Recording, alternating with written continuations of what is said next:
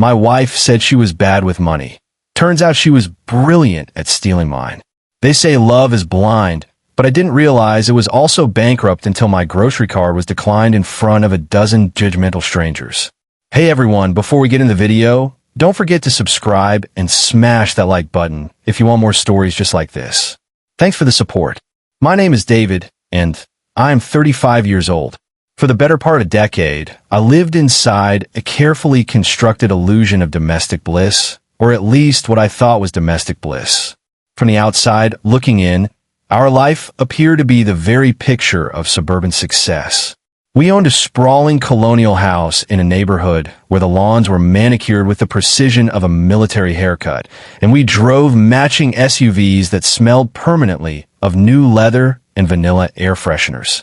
I was the senior project manager at a tech firm, pulling in a salary that allowed for luxuries like annual vacations to Cabo and a bottomless pit of groceries that my wife seemed to endlessly consume. Melissa, my wife, was the consummate homemaker.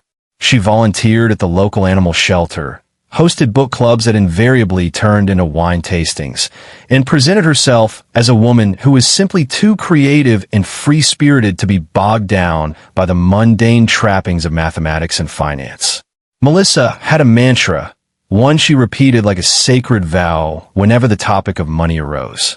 She would wave a manicured hand dismissively, roll her eyes in that playful way that used to charm me, and declare that she was simply bad with numbers. She claimed that looking at spreadsheets gave her migraines and that the stress of financial planning would ruin her artistic vibe. Being the dutiful and trusting husband, I accepted this narrative without question. I took on the burden of the household finances as my cross to bear. I paid the mortgage, the utilities, the car insurance, and the credit card bills. I transferred money into a joint checking account that she used for daily expenses, and I asked for no receipts and saw no need for an audit. Why would I? We were partners. We were a team. Or so I told myself as I signed check after check, blind to the reality that was slowly eroding the foundation of our life. The cracks in the facade began to show not with a sudden explosion, but with a quiet, humiliating beep. It was a Tuesday evening, and I had stopped at the high-end grocery store near our office to pick up the ingredients for a lasagna recipe Melissa had been dying to try. I filled the cart with expensive cheeses, organic vegetables, and imported pasta, humming along to the generic pop music playing over the store speakers. When the cashier scanned the final item, a jar of artisanal pesto, I casually tapped my primary debit card against the reader. The machine whirred for a moment, processing the transaction, before flashing a red light and displaying a message that made my blood run cold. Declined. Insufficient funds. I stood there for a moment, frozen in a state of confusion. The cashier looked at me, then at the line forming behind me, her expression a mix of pity and impatience. I laughed nervously, swiping the card again, certain it was a glitch. Same result. I tried the credit card linked to our main account. Declined. A cold sweat broke out along my hairline. I knew exactly how much was supposed to be in that account. My paycheck had been direct deposited just 3 days prior, and the fixed costs were already covered. There should have been thousands of dollars available. With my face burning, I paid for the groceries with a backup card I kept for emergencies, a card linked to a savings account I kept separate for reasons I couldn't quite articulate at that moment, and practically ran to my car. The moment I sat in the driver's seat, I pulled out my phone and opened the banking app. My hands were trembling so badly I almost dropped the device. When the screen finally loaded, the numbers didn't make sense. They were negative, deeply negative. The account balance showed a negative figure that was larger than my monthly income. I sat there, the smell of the artisanal pesto wafting through the car, staring at a negative sign that threatened to swallow my entire existence. The illusion of the perfect life had just shattered, and the debris was falling all around me. I knew, with a sinking certainty in the pit of my stomach, that Melissa hadn't just been bad with numbers. She had been lying to me. And as I scrolled through the list of transactions that had drained our lifeblood in less than 72 hours, I realized the betrayal was far more calculated than I ever could have imagined. The drive home was a blur of brake lights and racing thoughts. My mind worked overtime to construct a rational explanation, some scenario where this was all a misunderstanding. Perhaps the bank had made a massive error, or maybe my identity had been stolen by a sophisticated ring of criminals. I clung to these frayed threads of hope because the alternative was too terrifying to contemplate. When I pulled into the driveway, the house was dark, save for the soft glow of the porch light. Melissa's car was parked in its usual spot, looking innocent and pristine. I sat in the garage for a long time, the engine idling, trying to formulate a plan.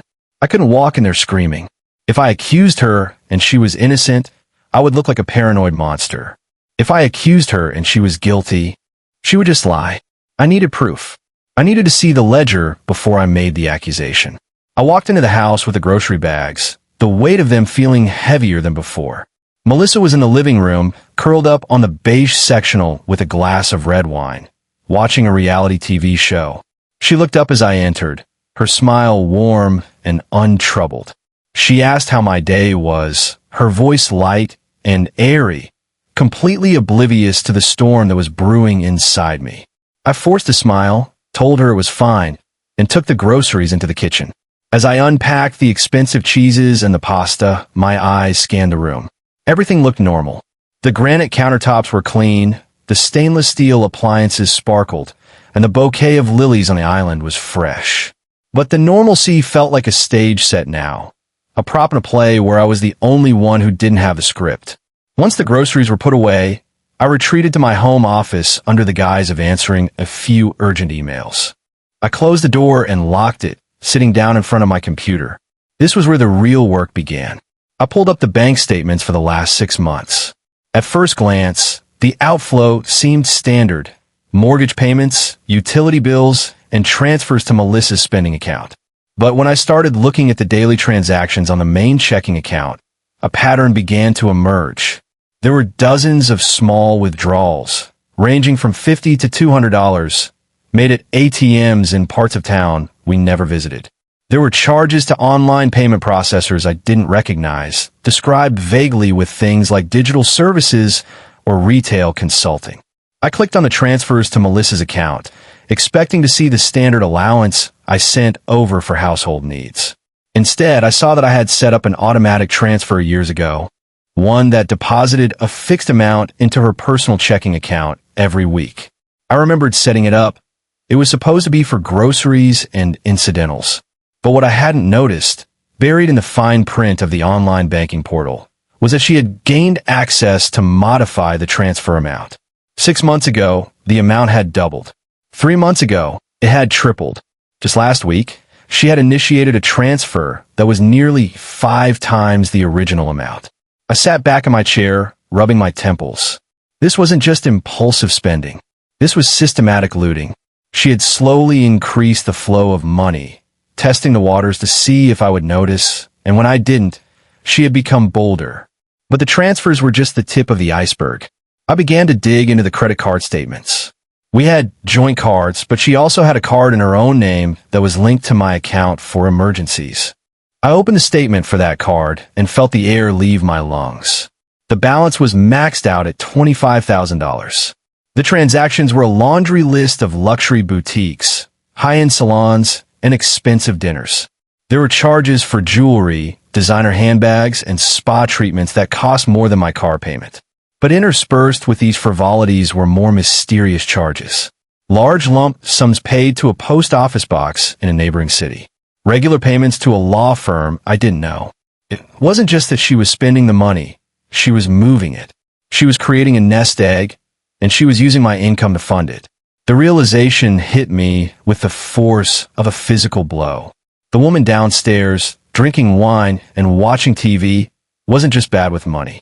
She was a thief, and she had been robbing me blind for years. I spent the entire night at my desk, the glow of the monitor illuminating the dark circles forming under my eyes. I was no longer looking at just bank statements.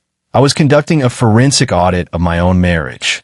Every click of the mouse revealed a new layer of deceit.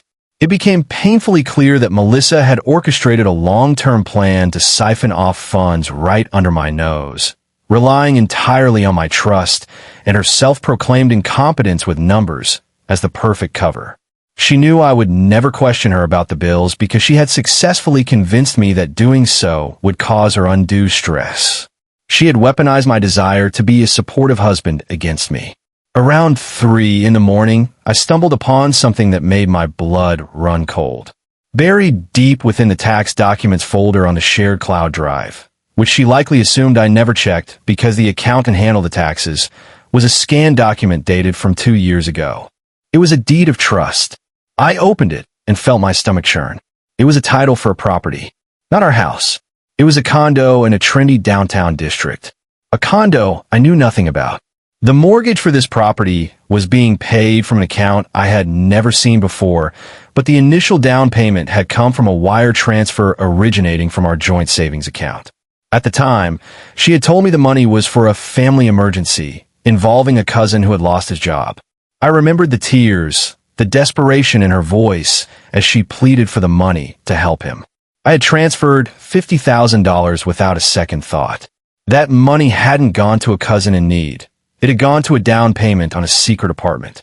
I sat there, staring at the document, feeling like a stranger in my own life. Who was this woman? I thought back over the years, piecing together clues I had missed. The time she would disappear for hours on errands, only to return with vague explanations. The new clothes she would wear once and then hide in the back of the closet. The subtle shifts in her behavior whenever money came up in conversation, deflecting with a joke or a distraction. She had been living a double life, funded by my hard work. The condo was just the beginning. I started searching for other assets. I found a safety deposit box rental fee charged to our primary credit card every month. I found insurance policies for jewelry I had never seen. The scale of the operation was breathtaking. It wasn't just about buying shoes or bags. It was about establishing independence, a financial exit strategy that she was building brick by brick with my money. As the sun began to rise, casting a pale, gray light through the office blinds, I realized I couldn't confront her yet. I needed to know how deep this went. I needed to know the full extent of the fake emergencies she had invented to pry cash from my fingers. I made a list of every significant withdrawal from our savings over the last 5 years. There was the car repair that cost $3,000.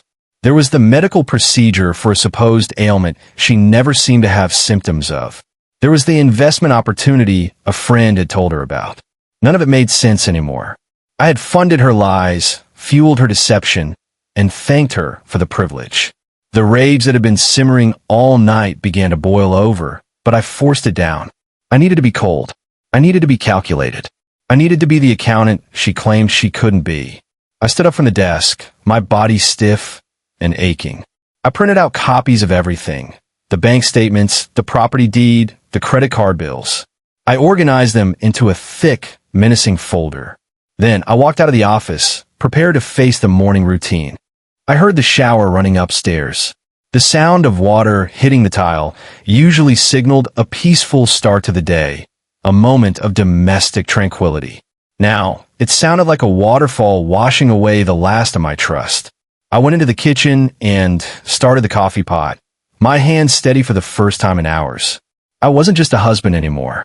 I was a victim of a con, and I was about to confront the grifter who had taken up residence in my home. The illusion was completely shattered, and it was time to sweep up the glass. Melissa came downstairs 20 minutes later, dressed in yoga pants and a tank top, her hair wet and smelling of the expensive citrus shampoo I paid for.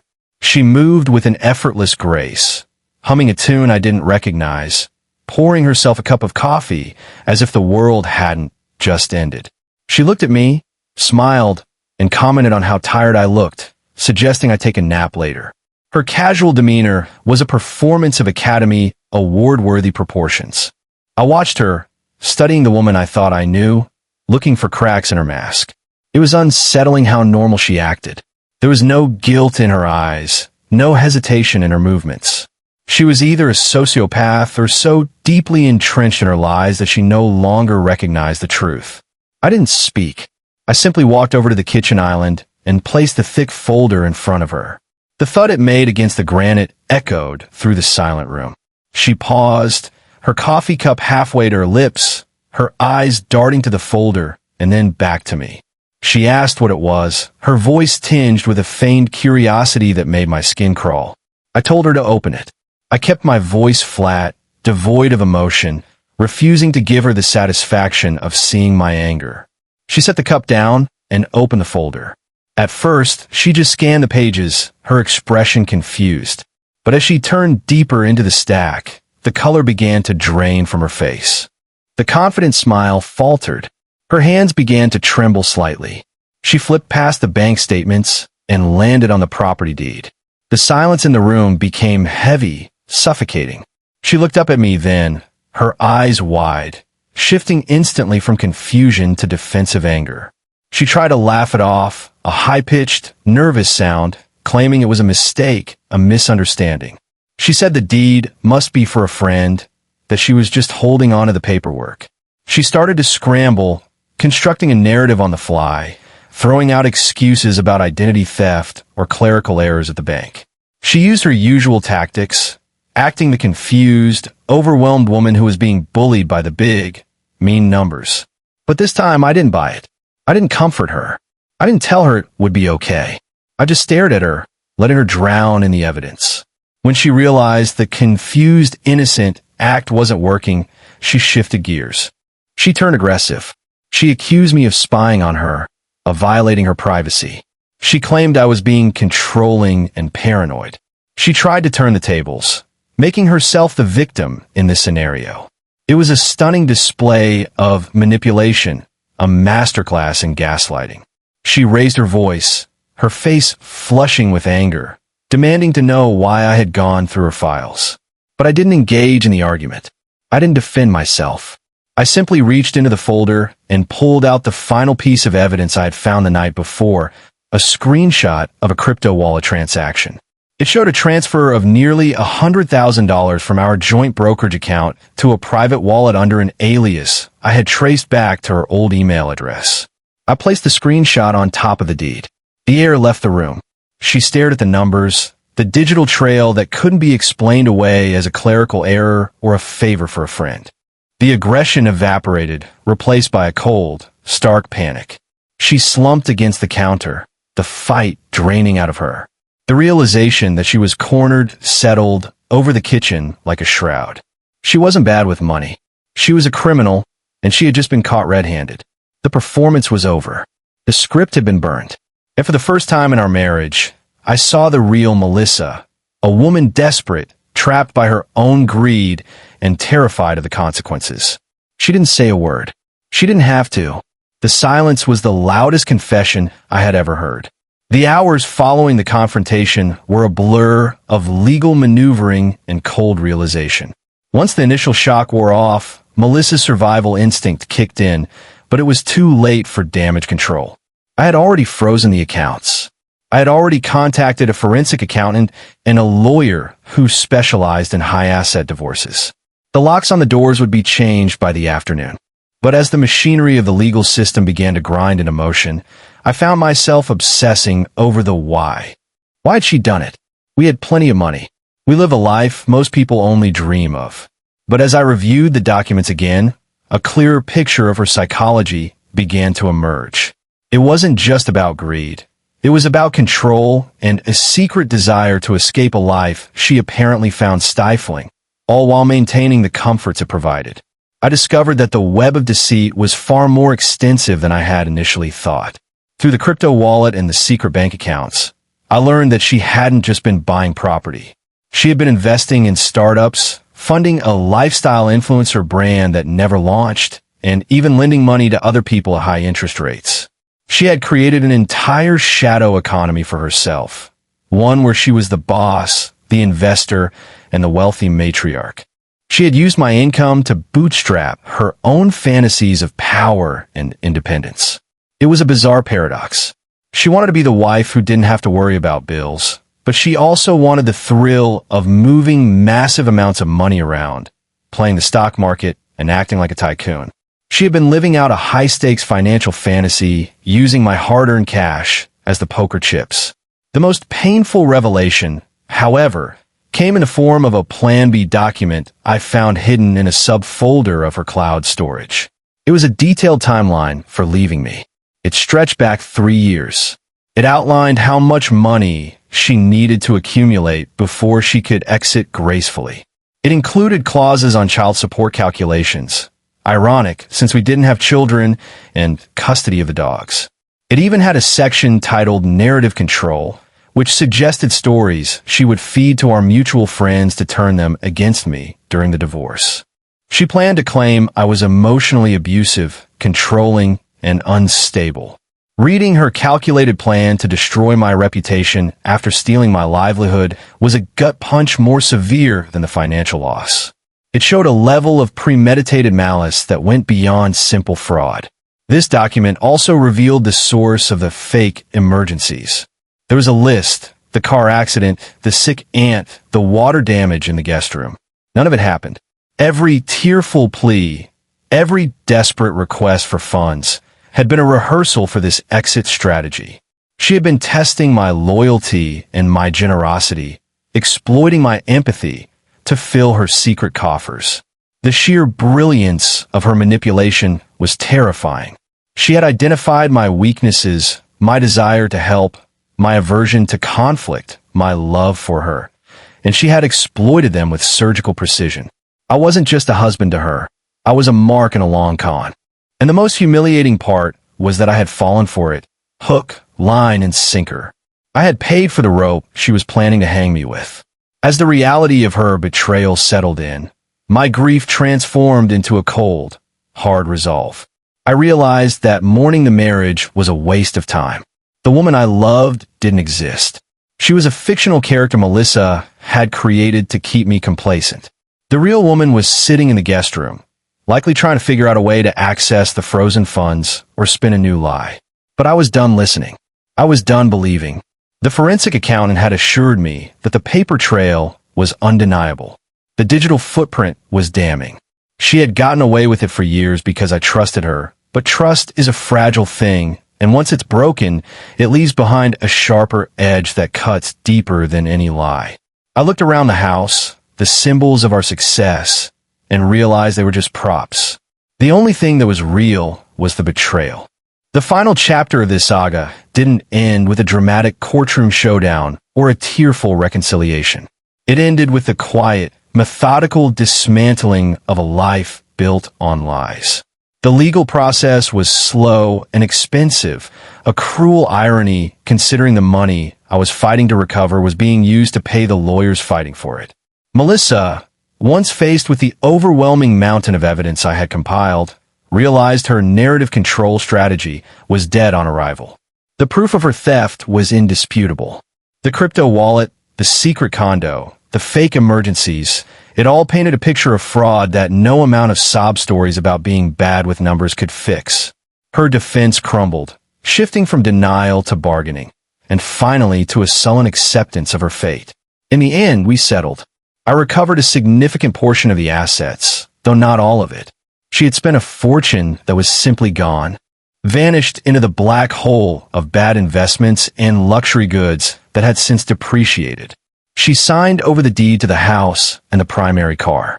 In return, I agreed not to pursue criminal charges, a decision I debated endlessly but ultimately made just to be rid of her. I didn't want to spend the next 5 years of my life reliving this nightmare in a courtroom. I wanted her gone. Watching her walk out of the house for the last time, carrying a suitcase of designer clothes she had bought with my money, was an anticlimactic moment. She didn't look back. She didn't apologize. She just got into a taxi and vanished, leaving me alone in the silence of the house she had tried to steal. The aftermath was a period of profound loneliness and reconstruction. I had to learn to live again, not just as a single man, but as a person who could trust his own judgment. I spent months counseling to unravel the psychological damage. I realized that my need to be the provider, the one who handled everything so she didn't have to, had created the environment for the fraud to thrive. I had enabled her by not demanding transparency. I had mistaken her helplessness for femininity and her manipulation for affection. It was a hard lesson to learn, but it was necessary. I changed the passwords to everything, obviously. I took back control of my finances with a vengeance, scrutinizing every penny, finding a strange comfort in the numbers I had once let her ignore. Today, life is different. It's quieter. The house is less cluttered, both physically and emotionally. I still see the reminders of her occasionally, a specific shade of paint, a dish in the cupboard, but they no longer sting. They are just artifacts of a past life, like fossils in a museum. I am no longer the man who blindly signs checks to keep the peace. I am cautious, perhaps a bit cynical, but I am free. The title of this story, The Realization That She Was Brilliant at Stealing My Money, is the truth. She was a master manipulator, a financial illusionist of the highest order. She tricked me for years, lived a double life, and nearly got away with the golden parachute. But as I sit here now, looking at my own bank statements, balanced, verified, and under my control, I realize that while she was brilliant at the theft, she was terrible at the long game. She thought the money was the point. She thought if she secured enough cash, she would be happy.